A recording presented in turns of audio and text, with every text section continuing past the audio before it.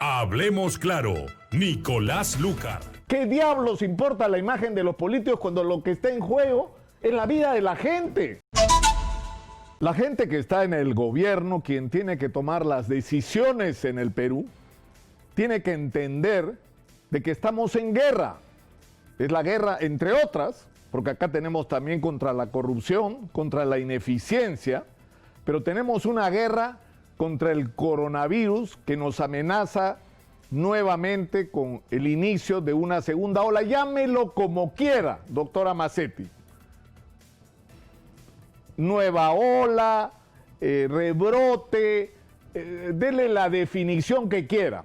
Pero lo que está ocurriendo es que el número de casos está aumentando, que la saturación en los hospitales está nuevamente presente, que las camas de unidades de cuidados intensivos empiezan a ser nuevamente escasas, y eso nos enfrenta a la necesidad de estar listos para enfrentar una situación que puede ser muy crítica, porque puede generar nuevamente lo que ya ocurrió, que en el Perú mueran 81,000 personas más, como ya murieron en este país por el coronavirus. Y cuando digo 81,000 personas es porque esas son las que se han muerto, no las que dicen las cifras oficiales, que son mentirosas, y son mentirosas por razones políticas, porque había una diferencia para Martín Vizcarra entre decir se han muerto 30,000 a decir se han muerto 60, 70, 80,000. Había una diferencia. ¿Y eso qué cosa significaba? Que su estrategia para enfrentar el coronavirus había fracasado. Pero de lo que se trata ahora es de tomar una serie de decisiones que son urgentes y frente a las que no podemos esperar. Lo primero que necesitamos es transparencia. Lo primero que necesitamos es que cotidianamente, como ocurre en todos los países del mundo casi, haya un vocero del gobierno del Ministerio de Salud que nos diga la verdad cada día. ¿Cuántos casos nuevos hay? ¿Cuánta gente se ha muerto por el coronavirus? ¿Cuántos nuevos hospitalizados hay? ¿Qué capacidad tienen nuestros hospitales de atenderlos? ¿Cómo está funcionando el primer nivel de atención? ¿Cómo va la negociación de las vacunas? Todo con transparencia, porque nada de esto puede ser secreto. No puede ser manejado con criterios políticos, por Dios. ¿Qué diablos importa la imagen de los políticos cuando lo que está en juego es la vida de la gente? Y comenzando uno por uno, tenemos el primer problema en el nivel primario de atención. Hace meses, es más, en esta emisora, hace años, estamos hablando de la crisis del primer nivel de atención, que provoca, como lo hemos dicho, hasta el cansancio y el aburrimiento, hasta el hartazgo, de que en el Perú lo que ocurre es que en la emergencia de un hospital se juntan el señor que se torció el pie jugando fulbito y la señora que tuvo un derrame cerebral. ¿Por qué? Porque el primer nivel de atención no funciona en el Perú hace años. No está habilitado, no tiene el personal, la infraestructura, el equipamiento para hacer su trabajo. Y eso en la crisis del coronavirus se convierte en un asunto de vida o muerte. Porque el primer nivel de atención es aquel en el que detectas tempranamente los casos, para lo que requiere pruebas y personal para darle a esa persona que es detectada como positiva el tratamiento temprano para evitar que termine en una cama de unidad de cuidados intensivos, y es la información que te permite hacer el cerco epidemiológico, poner en cuarentena a todas las personas que rodean a ese infectado. Eso no está funcionando hoy en el Perú. No está funcionando. En el primer nivel de atención están poniendo carpitas en algunos casos al lado de locales porque los locales no sirven para atender a la gente. No hay personal suficiente. Están despidiendo gente que estuvo en el caso COVID, como le llamaron a esta perversión laboral que se aplicó también en el caso del COVID. Es decir, no nos sobra gente en el sistema de salud, nos falta. Y eso es un problema muy serio que estamos enfrentando en este momento.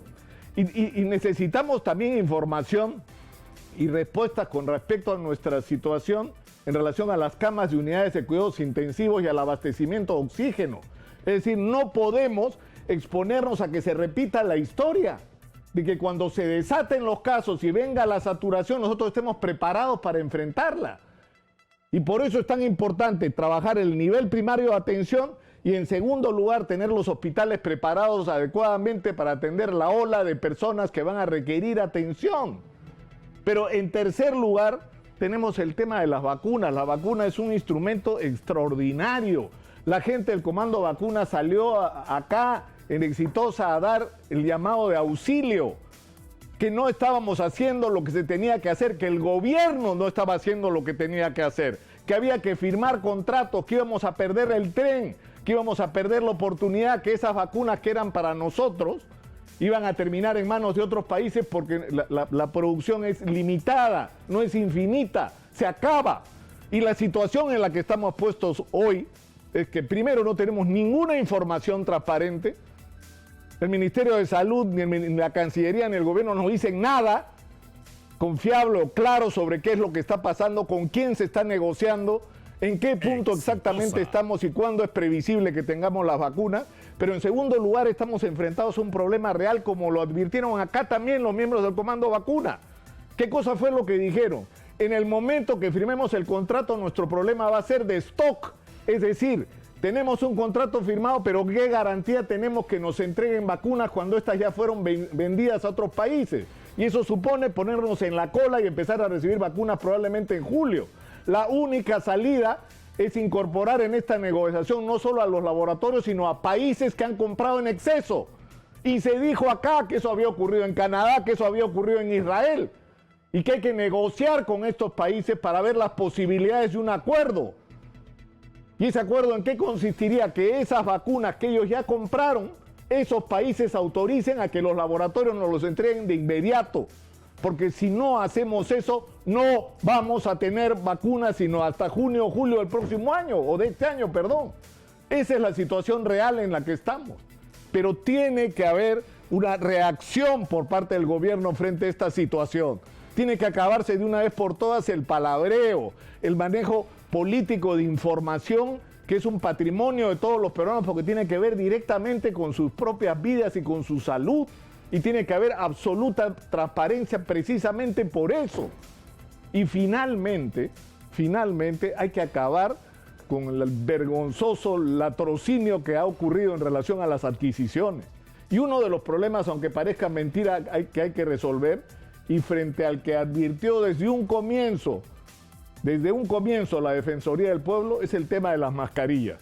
En el Perú no se está usando adecuadamente la mascarilla, la gente se la pone de cualquier manera, la usa para cubrirse la boca y no la nariz.